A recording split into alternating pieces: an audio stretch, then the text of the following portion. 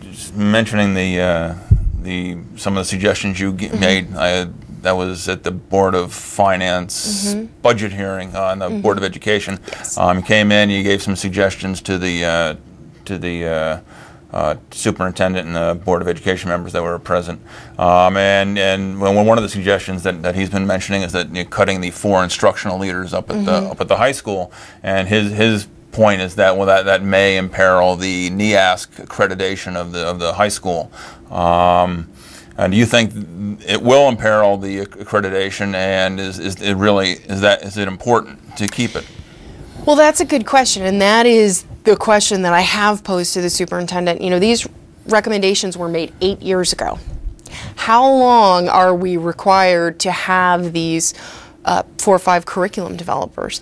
How long and to what extent? A compromise in efficiency would be perhaps we have them, I recognize that they're teaching 1 or 2 classes per day. Maybe they could teach 1 or 2 more. That would make the system more efficient. And this is what you do when you go through a budget and you negotiate. You can't say, and it's been very difficult when, anyone comes in with a budget or any kind of negotiation or contract to say, this is it, this is my only offer. That's not negotiations. We need to work on making the school system more efficient, as I've worked to make the town side more efficient. And I will tell you, one thing that I've done on the town side is, for example, with our public works staff. We have a tremendous public works staff. And what I had noticed when I first took office, and even before during the campaign, that there was a lot of work being contracted out. That our public works wasn't doing a lot of the work that they could do. We've changed that. And I have to tell you, I couldn't be more proud of our public works department. The staff that we have there, not only do they have a tremendous amount of knowledge, they're willing to learn and do things that they maybe hadn't done before. And I'll give you an example. We have the ladies' room at the town hall refurbished. And they came in, they did a great job. They put down the tile, and that was something that they hadn't done to that extent before. They learned how to do it. They did a great job. And that project came out looking wonderful. In addition, the front steps on the town hall were, there were gaps in the steps. It was really a liability issue, and it was something that needed work. Our public works staff did the work themselves. They did a great job. It was something they hadn't done before, but they did a great job, and they saved the taxpayers quite a bit of money. And that's the kind of, I can lead into the next question. I know Marilyn has mentioned this a couple of times, but the possibility of combining town functions and Board of Ed functions. Like Board of Ed has a purchasing office, town has a purchasing office. And you've already done it with the finance department. That was done, several years ago. And there's other, functions that you would think that could be done.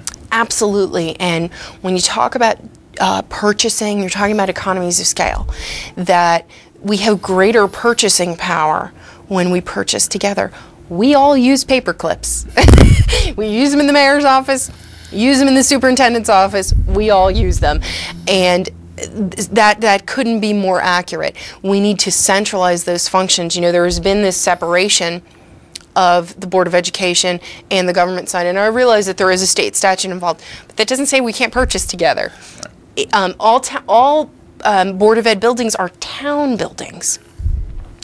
We are looking at possibly absorbing building grounds and maintenance into public works.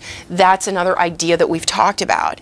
And that way we will have greater manpower and person power, as it were, and we can really tackle those jobs more effectively in greater numbers. Now, I will tell you that all of the fields, all of the playing fields for athletics are maintained by our public works department. So that's already happening to some extent. It needs to be done in a more efficient manner. Yeah. One of the things that comes up, and Marilyn's been kind of beating on this for at least the last 2 years we've been doing this show, is the number of school buildings that we've got. We've got a lot of schools for a town this size. I believe we've got 11? 11. Maybe 12? Oh, it's 11. Yes, it's a lot of school buildings. Yeah, and do you want to consolidate or work with the superintendents to maybe consolidate some of the schools? You know, that's something that I'd like to talk about, and I'd like to discuss not only with the superintendent but with the community as well. What makes us such a wonderful town is that we have these neighborhood schools. And I went to a neighborhood school. I went to Ferrara School. And those neighborhood schools really add to the character of the neighborhoods.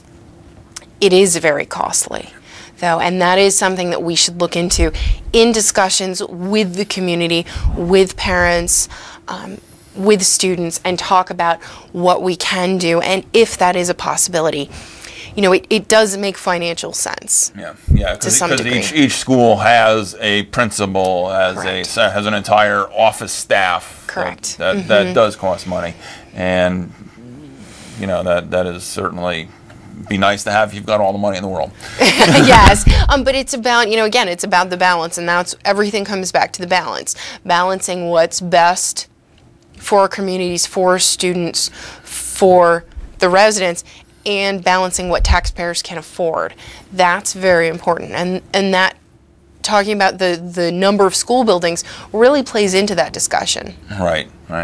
And looks like we're going to be wrapping up here momentarily. So, Mayor, I'd like to thank you for coming in today. Thank you so much for having me. I'm more than happy to. Please come back anytime. Thank you very much.